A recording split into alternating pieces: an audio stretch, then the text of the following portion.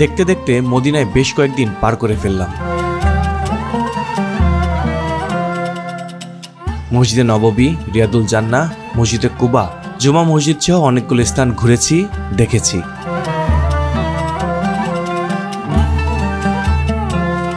মদিনার খেজুর বাগান থেকে শুরু করে খন্দক, উহুদের ময়দান সব দেখিয়েছি আপনাদের।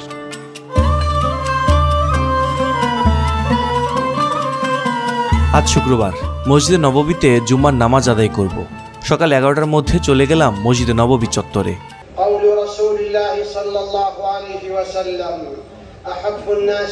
লোকে লোকারণ্য, ভেতরে জায়গা পেলাম না, চলে এলাম ছাদে। এখানেও লোকে লোকারণ্য।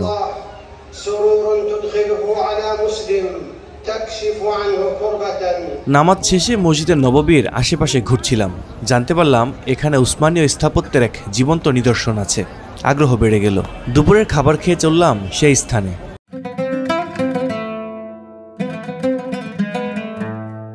মসজিদে নববী থেকে মাত্র 1 কিলোমিটার দূরে ওমর বিন খাত্তাব রোড ধরে হেঁটেও যাওয়া যায়। মদিনা রিজিওনাল মিউনিসিপ্যালিটি ভবনের পাশেই ছোট্ট একটি মসজিদ, এর নাম আনবারিয়া মসজিদ।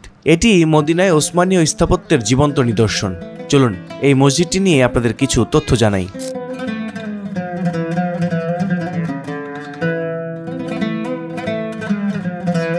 এটির নাম মসজিদে আল আনবারিয়া, তবে স্থানীয়ভাবে অনেকে এটিকে হামিদিয়া মসজিদ নামেও চেনে। সুলতান আব্দুল হামিদ দ্বিতীয় 1908 সালে মসজিদটি নির্মাণ করেন। পাশেই আছে ঐতিহাসিক হেজাজ রেলওয়ে স্টেশন, যা আজ জাদুঘর হিসেবে সংরক্ষিত।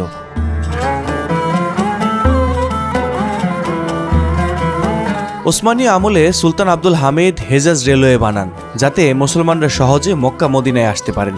সেই রেলওয়ে স্টেশনের সঙ্গে মিলিয়ে এই মসজিদটি নির্মিত হয়, ফলে ভ্রমণকারীরা রেল থেকে নেমেই এখানে নামাজ আদায় করতে পারতেন।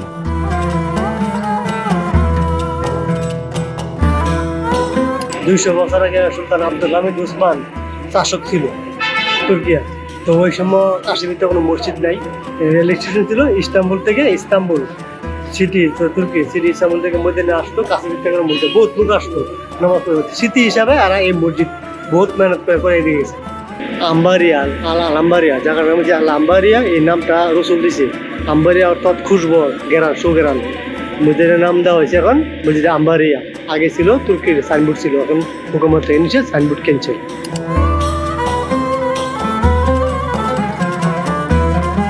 এই মসজিদে আছে ওসমানীয় স্থাপত্যের ছাপ, সুন্দর মিনার, গম্বুজ আর ঐতিহ্যবাহী খোদাই করা দরজা। বাইরের দিকে রয়েছে সাদামাটা সৌন্দর্য, কিন্তু ভেতরে গেলে মসজিদের প্রশান্ত পরিবেশ আপনাকে মুগ্ধ করবেই।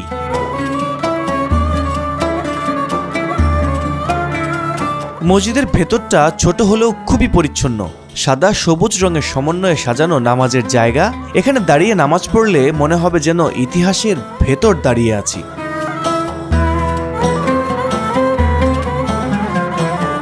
আমার কাছে সবচেয়ে ভালো লেগেছে এর ঐতিহাসিক আবহটা।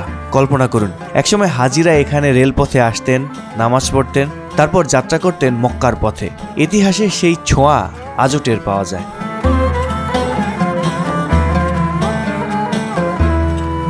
এটি একটি পবিত্র স্থান, তাই এখানে আসলে অবশ্যই শালীন পোশাক আর ভদ্র আচরণ করা জরুরি। ভিড় এড়িয়ে আসতে চাইলে নামাজের সময় বাদ দিয়ে আসা ভালো, আর চাইলে একসাথে নামাজ ও মিউজিয়াম দুটোই ঘুরে দেখতে পারেন।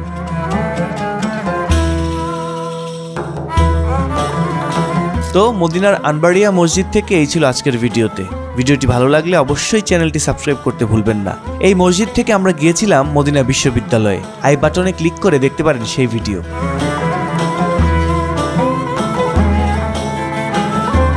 ইনশাল্লাহ আবার দেখা হবে মদিনার আরেকটি ঐতিহাসিক স্থানে। আজকের মতো বিদায় নিচ্ছি। আল্লাহ হাফেজ, আসসালামু আলাইকুম।